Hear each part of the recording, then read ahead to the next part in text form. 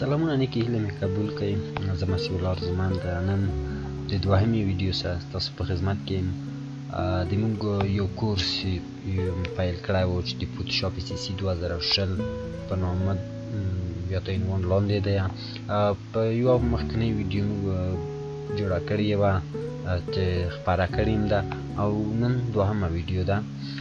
په دغه ویډیو کې موږ غواړو چې یو څه عملي کار ترسره کړو او یو څه هغه د محیط د فوتوشاپ سره څه آشنایي پیدا کړو. نو د ټول نه د مخکې څه فوتوشاپ را خلاصوم. موږ تر دوزه پورې خپل درس ویلی و په لومړۍ ویډیو کې فوتوشاپ انسټال او را خلاصول. نن غواړم چې د پروژې یا د پروژیکټ د خلاصولو نه یا د جوړولو نه شروع وکړم. کله چې موږ فوتوشاپ انسټال کړو موږ ته یوه د ویلکم صفحه راځي. نو موږ فوتوشاپ د مخکې څخه انسټال کړی ځکه د ویلکم صفحه موږ ته رانغله ده. نو اوس د موږ پروژه پیل کېږي د نوي ډاکومنټ د جوړولو څخه. لکه څنګه چې ګورئ په دغو لومړي سکرین کې هغه پروژې دي چې موږ کار کړي یا هغه سایزونه دي چې موږ ډېر کاري وو استفاده کړي دي. دلته مختلف سایزونه تیار ثبت شوي دي بدون دونه چې تاسو دلته نور سایزونه ثبت کړئ یا ځان ته یې جوړ کړئ. کولی شئ چې د دو ځای ثبت کړئ. په سیفټ کې هېڅ نشته ځکه موږ هېڅ کوم سایز نه دی ثبت کړی. بل چې دی د فوټو ته مختلف سایزونه یا فرېمونه چې دي هغه ورته جوړ شوي دي تیار اندازې دي. دلته تاسو پخپله کولی شئ هر څه مخکې استاندارد ډول څه هغه شوي دي انتخاب شوي دي جوړ شوي دي. بل د پرنټ لپاره رسوب د پرنټ لپاره مختلفې ورقې دي لکه A4 A3 A5 A6 ده همداسې نورې مختلفې ورقې دي اندازې دي سره د ټولو تنظیماتو په یو کلیک سره موږ کولی شو چې د کریټ په بټن په وهلو سره موږ کولی شو چې پروژې ته دننه لاړ شو او خلاص یې کړو. بل چې دا ورته الستریټور دی د الستریټور دپاره مختلف پروژې جوړې شوي دي مختلف سایزونه ورته انتخاب شوي دي کولی شئ استفاده ترې وکړئ. د ویب دپاره دي یعنې دا د دوی دپاره دي که چېرته موږ فوتوشاپ کې غواړو ویب ته یو پروژه جوړه کړو موږ باید د ویب نه یو انتخاب کړو ځکه که موږ غواړو ویب ته پروژه جوړه کړو په پرنټ نه موږ انتخاب کړو هلته کوم بیکګراونډ او کوم نور استاندارد تنظیماتو چې دي هغه بیا د ویب یو ډول سازګاره نه راځي. نو په دې خاطر موږ باید هغه خپل مربوط سایز یا هغه سیټینګ چې د مخکې ورته ادوب شرکت تعیین کړي هغه انتخاب کړو.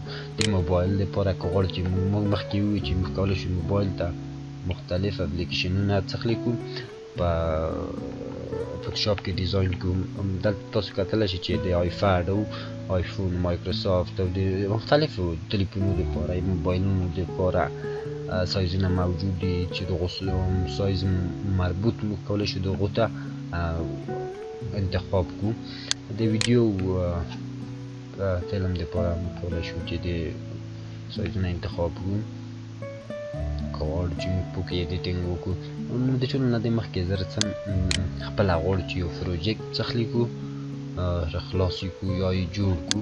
دلته یې لوړوالی او ټیټوالی یا هم هغه سور او پراخوالی یې دلته موږ ته ښایي چې که چېرته موږ په A4 باندې کلیک وکړو په اتوماتیک ډول سره د A4 مربوط کومه اندازه چې ده هغه ټاکل کېږي. او بل چې دی موږ کولی شو چې یونټ انتخاب کړو مثلا په پکسل کې غواړئ په انچ کې غواړئ په سانتي متر کې غواړئ په ملي متر کې غواړئ او همداسې دا نور یونټونه دي. نو که موږ یې آرټ بورډ ته کیو چې په آرټ بورډ په وروسته موږ وغږیږو یعنې دغه کوم A4 ورقه په کوم ډول وي که چېرته موږ یې داسې په ستوني ډول کړو یا په سطري ډول کړو دلته انتخابای شو. که چېرته موږ کلیک وکړو دغه کومې اندازې چې دي دا په خپله تغییر خوري برعکس کېږي. وګورئ A4 ورقه چې ده په ولاړو باندې ده. نور بل چې دی ریزولوشن دی. ریزولوشن موږ دوه ډوله ټاکلی شو. سمه ده یو چې دی 300 ریزولوشن د پرنټ دپاره موږ انتخاب یو صحیح ده. که چېرته موږ غواړو چې دغه عکس دغه فایل چې موږ دلته جوړ کړی غواړو چې دغه پرنټ کړو نو بیا موږ باید ریزولوشن چې دی 300 انتخاب کړو او که غواړو چې نه پرینټ کول یې نه غواړو صرف موږ غواړو چې سکرین باندې معلوم شي سکرین نه مطلب دی موږ څه شی دی کمپیوټر دی داسې موبایل دی یعنی هر هغه شی چې فزیکي ډول باندې لمس نشي یوازې ولیدلی شي موږ ته آوټپوټ سکرین باندې ښکاره شي هغو ته موږ 2 انتخابوو سمه ده ریزولوشن یې او بل چې دی کالر موډ یې دی چې موږ دلته RGB انتخابوو سیمې وایي که د مختلف د هېوادونو دپاره مختلف دي چې وروسته به موږ په دو باندې بحث وکړو چې کله موږ لږ لوړې سطحې ته ورسېدو په ډیزاینینګ کې او بل چې دی بیکګراونډ دی یعنې موږ چې دغه اوسنۍ پروژه کومه انتخاب کړې ده دغه پروژه چې کله موږ راخلاصوو کوم ډول بیکګراونډ ولري سمه ده چې په دو کې مختلف بیکګراونډونه دي یو چې دی بلاک دی یا بل بیکګراونډ کالر چې موږ په خپله ورته انتخابوو بل وایټ چې دی نو زه غواړم مثلا چې رنګ په خپله خوښه ورته انتخاب کړم چې هر رنګ وي سمه ده دا رنګ سمه ده موږ به وروسته په دغه اپشن باندې وروسته وغږیږو چې کله لږ لوړې صفحې ته موږ درس ورسېدلی یم فوتوشاپ هغه کوم ابتدایي مسایل وو چې وو هغه مې زده کړي دي نو وروسته که غواړو چې دغه پروژه په بښنې سره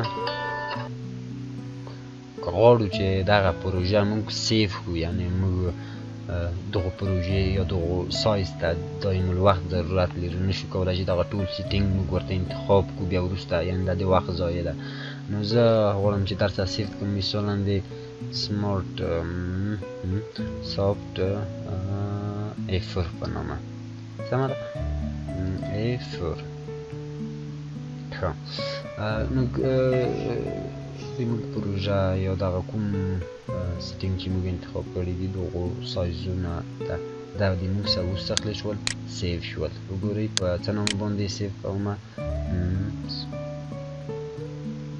سمه ده څه شی A4 یعنې سیف کړه نو دا د موږ څخه اوس وګورو سیف ته راغله دا موږ کولی شو اوس هر وخت استفاده کوم دغو یعنې دغه کوم ریزولوشن چې موږ 2 انتخاب کړی یعنې موږ غواړو چې صرف په سکرین باندې دا کار وکړو سکرین کې ضرورت دی نه غواړو چې پرینټ کړو که چېرته غوښتل چې پرینټ کړو ریزولوشن یې باید 300 وي چې د مخکې څخه په اتوماتیک ډول هغه څخلی وم انتخاب شوی وم نو په بښنې سره د ما د کمپیوټر حافظه یو څه ډکه شوې ده ځکه ما سکرین باندې ریکارډینګ لري د ریکارډینګ سایز لري زیاته یې نو زه به یورېده خپل د کمپیوټر حافظه یو څه نورمال حالت ته راولم کمپیوټر حافظه یو څه ډکه شوې وه بېرته رسو عادي حالت ته صفر ته موږ یو پروژه جوړه کړې وه غواړو چې کریټ یې کړو وګورئ بیکګراونډ یې موږ دغه رقم کوم رنګ کې باندې چې وینه یې انتخاب کړی و نو د موږ پروژه اوس جوړه شوه یعنې بدون د دونه موږ کولی شو چې د نیو پروجیکټ یا د کنټرول این څخه په استفاده موږ کولی شو چې موږ نوې پروژې د راخیستلو سفر خلاصه کړو یا نوي ډاکومنټ راخلاص کړو او که غواړو چې کوم تنظیماتو کې تغییر ورکړو یا آوټپوټ راوړو د آوټپوټ به م په هغې کې لیدلی وي په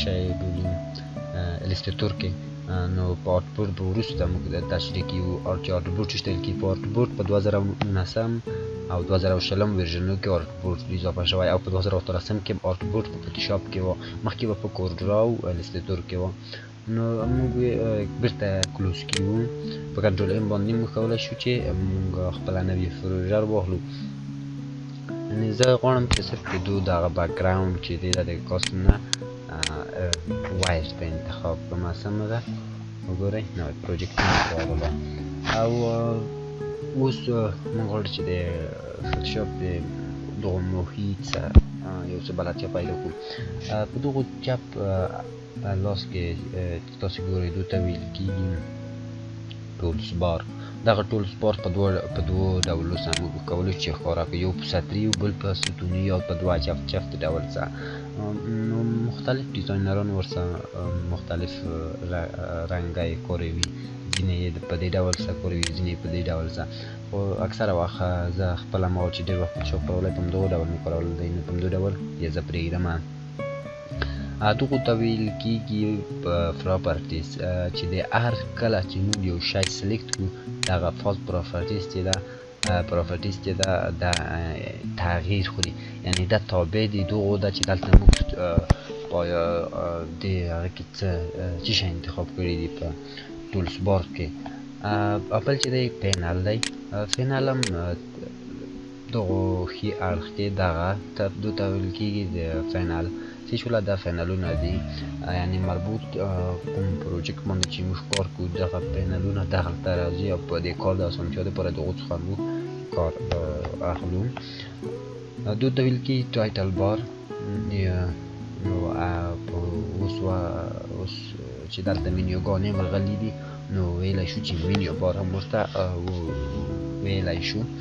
نو دو د پاره اوس موږ غواړو چې د خپلې طبع یو محیط دلته جوړ کړو. د مثال په ډول که چېرته د موږ نه دغه پینلونه نادرکه شي یا ورک شي یا د موږ حذف کړو، سمه ده، څنګه به موږ بېرته پیدا کړو. د مثال په ډول بدون د دغو پینلونه کار د فوتوشاپ څخه د الستراتور څخه یو څه ډېر ستونزمن او خسته کوونکی ده، سمه ده. اوس د موږ نه دغه ټول پینلونه څخلی شول، ورک شول یا موږ هایډ کړل، سمه ده. اوس په فوتوشاپ کې هېڅ ډول کار موږ نشو کولی. که غواړو چې موږ یې عادي حالت ته راوځو، وینډوز ته ورک سپیس ته راځو، بېرته ریسیټ بټن کې وو. چې کله ریسیټ موږ وکړو کوم سیټینګونه چې په دغو فوتوشاپ ټول به هغه څخلی شي د سره وشي، یعنې کوم سیټینګونه چې موږ په دغو کې کړي یم ځان ته کوم ورک سپیس جوړ کړی یم، کوم پینلونه اضافه کړي یم د بینه مړي، ټول بېرته خپل عادي حالت، یعنې کله چې موږ وینسټال کړو فوتوشاپ هغو حالت ته ګرځي، سمه ده. خو موږ کولی شو چې ځان ته یو مشخص ورک سپیس جوړ کړو. د مثال په ډول موږ کولی شو چې دغه پینلونه یې دغو ځای نه هم پیدا کړو. مثلا برشر دی، سمه ده، زه غواړم چې ځان ته په خپله خوښه یو ورک سپیس جوړ کړم. ګرافیک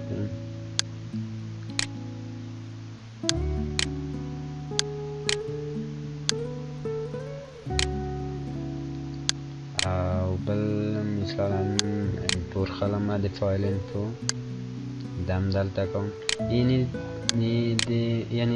د ما ورک سپیس دا شو چې زه زیات کار ورسره کوم یا زیات کار پرې کوم، نو زه باید دا ورک سپیس چې دی دا سیف کړم، سمه ده. منتظر پاتې کېږو. زه غواړم چې خپل ورک سپیس تخلیق کړم، سیف کړم، نیو ورک سپیس، صحیح ده. دلته موږ خپل ورک سپیس مثال ورکوو چې سمارټ سافت، سمه ده. ورک سپیس هم جوړ کړلو، په دغو نامه باندې هم سافت کړلو. اوس که چېرته موږ مثال په ډول باندې دا ټول ډیلیټ کړو، لکه تېر چې ډیلیټ کړل، یعنې بدون د دونه چې ریسیټ شي یا دغه منیوګانې بېرته عادي حالت ته. اوس که چېرته موږ ریسیټ وکړو، سمه ده، ګوره ورک سپیس، ګوره ریسیټ ټو سمارټ سافت دلته هم شته دی، کولی شو د ځای مو انتخاب کړو، سمه. یعنې کوم نوم چې موږ ورکړی و دا دی، خو زه ته چې ورک سپیس ریسیټ صحیح شوله، ورک سپیس ریسیټ،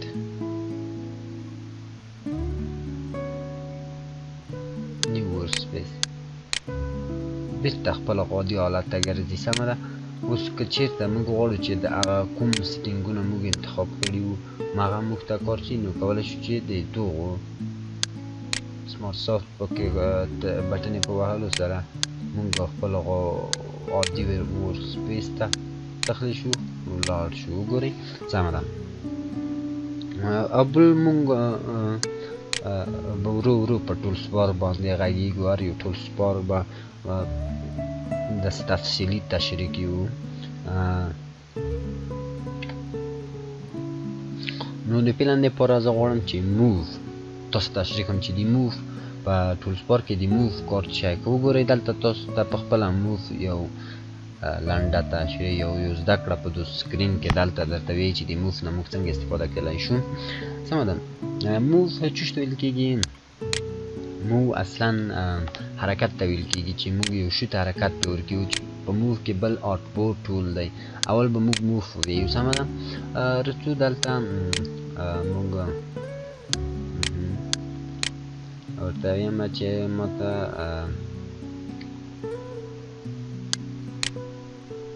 دا ورکسپیس پکار دی او لیر ته راځم او زه یو نوی لیر خلم. سمه ده. زموږ حافظه بیا ډکه شوې ده، ریکارډینګ روان دی. موږ چې کوم سافټویر د ریکارډینګ لپاره کړی وو دا د ویډیو ته ډېر سایز ورکوي مخکې دونه چې هغه موږ ایډیټ کړو حافظه یو څه زر ډکوي. موف ته راغلی یو موف ته کار کوو. موږ نوی لیر واخیسته. سمه ده. یا یو شیپ کر واخلو. سمه ده. شیپ موږ غواړو دته رنګ ورکړو. ده د موف کار حرکت ورکول شیف ته دي. سمه ده. یا یو شیف هر شی چې وي موږ کولی شو په موف باندې هغو ته حرکت ورکړو یو طرف ته او بل طرف ته. سمه ده. او په موف کې موږ یو مهم شی بل چې لرو هغه په پراپرټیز دی چې په موف کې پورته پراپرټیز ګانې څه شته کول کې او څه کار کوو. سمه ده. اوس که وګورو دلته اوټو سلیکټ دی. سمه ده چې په خپله باندې سلیکټ وکړو. که چېرته موږ یو دویم شیپ هم واخلو د کار د اسانتیا لپاره. کله چې موږ دغه آپشن غیر فعال وي یعنې ټیک شوی نه وي نو موږ نشو کولی چې دویم شیف لکه د لاندې دغه دویم شیف ته انتخاب کړو مګر که چېرته موږ دلته په لیر کې کلیک وکړو نو دا باید موږ تل آن وي تر څو پورې موږ وکولی شو چې هر شیف انتخاب یې وکولی شو په اسانۍ سره هغه څغلي کړو انتخاب کړو. بل لیر د یو ګروپ دی چې دا وروسته موږ هغه کې وګورو دغه کومه دایره ډوله شی چې تاسو د وینئ یا د بارډر ته نتاب شوی دی نو موږ کولی شو چې د دونه په استفادې سایز د هغو شیپ لوړ کړو ټیټ یې کړو یا مطلب تغییرات کې مختلف تغییرات کې راوړو. نو موږ باید تل دغه آپشن په آل وي. که چېرته د موږ دغه آپشن غیر فعال وي موږ نشو کولی چې سایز انتخاب کړو یا دغه کوم شیف چې موږ انتخاب کړی دی دو ته بدلون ورکړو. سمه ده. نو دا باید تل د موږ څخه وي فعال وي. کنټرول ترانسفورم کنټرول دی. بل تر ټولو نه مهم شی چې دی هغه په دغو پراپرټیز کې چې دی هغه الاین دی. سمه ده. الاین څه کار کوي؟ الاین که چېرته موږ مختلف شکلونه ولرو د مثال په ډول زه غواړم چې یو څو شکلونه دلته جوړ کړم. که چېرته موږ دغه مختلف شکلونه ولرو او موږ غواړو چې دا په یوه سایز کې کړو فوټوشاپ اساسي دغه امکانات په ډېر ښه ډول سره برابر کړي چې موږ کولی شو په د ریاضیکي محاسباتو نه په استفادې چې فوټوشاپ یې کړو هغه خپل سایز یا دغه اندازه د یو دواړو شیپونو ترمنځ وټاکو خو بیا هم موږ کولی شو چې د آنلاین نه په استفادې دغه شکلونه څخلي کړو تنظیم کړو یا یې وټاکو. سمه ده. اوس که چېرته موږ مختلف شکلونه ولرو لکه سایزونه یې مختلف وي یعنی که چېرته موږ د تنظیمي وو یا لیفټه کې وو یا رایټه کې وو نو دا وخت نیسي د وخت ځای ده. که چېرته غواړو چې ټول په یوه اندازه چپ لاس ته کړو دوی باندې کلیک کړو. سمه ده. او که چېرته غواړو چې کنټرول زاید بیرته وسط کې ټول راویلو په دوی باندې کلیک وکړو. که چېرته غواړو چې ښي لاس ته یې کړو په دوی باندې کلیک وکړو. او که چېرته غواړو چې ټول په یوه ردیف کې هغه اندازه چې کومه ورته ټاکل شوې د دواړو ترمنځ هغه په راویلو نو بیا هم موږ په دغه باندې کلیک کړو په دې آیکون باندې کلیک کړو. او که غواړو چې ټول په یوه ردیف کې راشي د پورته خوا نه. سمه ده. آیکونو ته په کتو موږ کولی شو د هغو نه کار واخلو. په دو باندې کلیک کو او بل که غواړو چې ټول او وسطي شیفت راشي وسطي لیر راشي نو په دو او هغه آیکون باندې کلیک کو او ټول که غواړو د نن د همداسې په دې ډول باندې موږ کولی شو چې دغه نه زیات استفاده وکړو. بل مهم شی په آنلاین کې چې دي آنلاین چې دی د سلیکشن یا سلیکت مطابق کار کا سمه ده. وګورئ موږ که چېرته موږ په بکګراوند باندې کلیک وکړو سمه ده. مثالا موږ د دونه یو کاپي خلو د کاپي نه په اخیستو دغه شیف سمه ده. موږ غواړو چې د دغو دوهم کوم لیر چې موږ خستی د دو سره په وسط کې کو یا یم لکه څنګه مو چپ راسته د دو سره شی پورته خواته کولی شو. یعنې موږ د سلیکشن مطابق هم دغه نه کار واخلو. هغه بیرته د لیر ډیلیټ کړم. په پراپرټیز کې دوهم شی چې موږ د موف مطابق وینو یا د موف د ټولز بار سره لري هغه 3D موډ دی چې وروسته به موږ په 3D موډ باندې کار وکړو انشاءالله. او بل د کله چې موږ په دو باندې کلیک وکړو وګورئ یو ډول چرخش ورکیو یا یم وړي وو یا دغه شیپ کوم چې موږ انتخاب کړی غواړو غټي کو وړي کو کولی شو بدون دغه آیکنونو په استفاده دلته موږ د کنټرول آلټ شیفت دا په خپل مطابق چې څومره اندازه هم جوړه کړي هغه لوی کو او بیرته یې غټ کو او د آلټ نه په نیو د دوو څنګو نه چې هغه که زده کړئ شارټکټونه ډېر به مهم وي. د دوو څنګو نه که چېرته موږ آلټ ونیسو د دوو څنګو نه موږ کولی شو چې هغه په مساوي اندازه لوی او غټ کو.